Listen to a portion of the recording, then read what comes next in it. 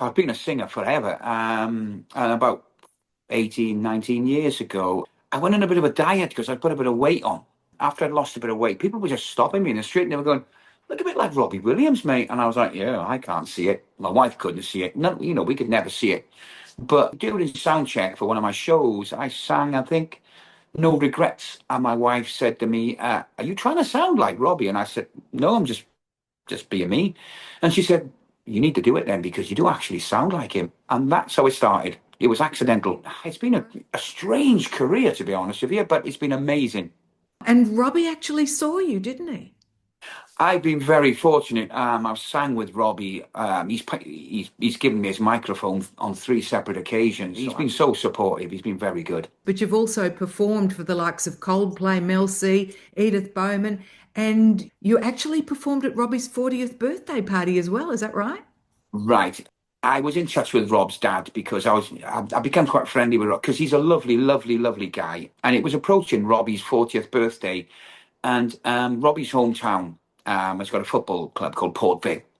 Rob knew about it, and I performed with Robbie's dad on the night as well. He came and I did a song with Robbie's dad. But that's So, how I came about doing Robbie's party. right. So when you say Robbie's handed you his microphone on a number of occasions, does that mean you've been in the audience to see him or he's come to see you?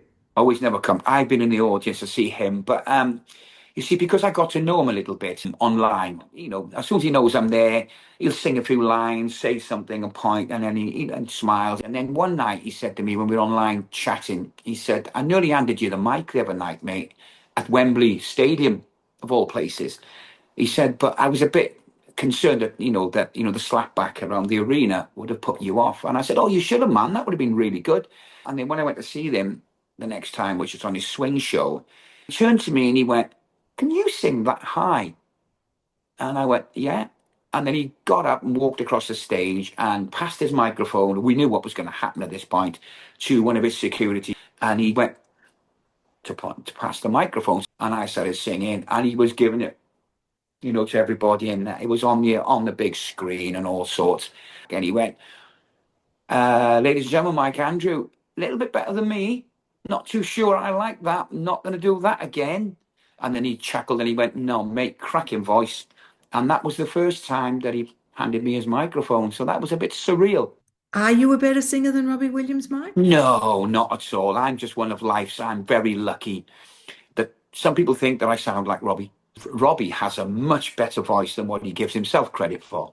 You only realize how good a vocalist, when you start to sing his songs and you realize they're not that easy to sing. So if Robbie ever goes down, you're ready to step into his place. That's quite funny that because he actually said to me one night and he went, could you imagine it, Mike? He said, big intro, lights come down. He said, boom, you walk on stage instead of me. So I mean, you're touring all over Australia now. What can we expect at the shows from you? hopefully a bit more chilled and relaxed and trying to bring more of Robbie's cabaret side to the show. To me, that's what Robbie's secret is he's got the ability to make people feel that he's singing to them personally. Mike, you must be the epitome of someone that has imposter syndrome. Yeah, kind of. It's a bit weird. A little bit weird, but I'm very good at leaving it on the stage and remembering who I am. So you don't get stopped in the street anymore walking down, people thinking that you're Robbie Williams?